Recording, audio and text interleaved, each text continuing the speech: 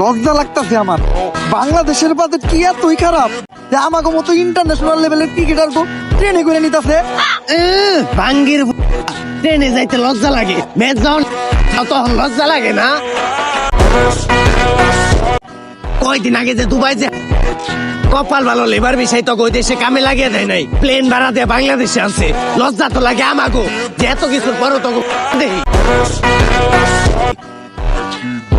আপনি কে কাকা বাংলাদেশ ক্রিকেট নিয়ে এরকম উল্টাপাল্টা মন্তব্য করতেছেন? বাংলাদেশ প্লেয়ার কোন যোগ্যতা আছে আপনার? ক্রিকেট খেলা সম্বন্ধে আপনি কি বুঝেন? ভাতিজে, আমিও একজন খেলোয়াড়, হয়তো বা ক্রিকেট খেলা তেমন একটা পারি না, কিন্তু যেই খেলা পারি খেলা তুমগো থেকে অনেক ভালোই পারি। ওইটা আবার কোন খেলা কাকা? তোমার জিগাইও।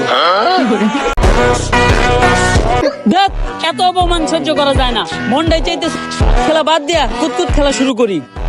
মাপ চাই ভাতিজে, কুতকুত খেলাই যাও না। কুতকুত খেলাটা অন্তত বাংলাদেশের মেয়েরা খুব ভালোভাবে খেলতেছে। তোমরা কুতকুত খেলাই যায় কুতকুত খেলাটারে ডুবাইও না।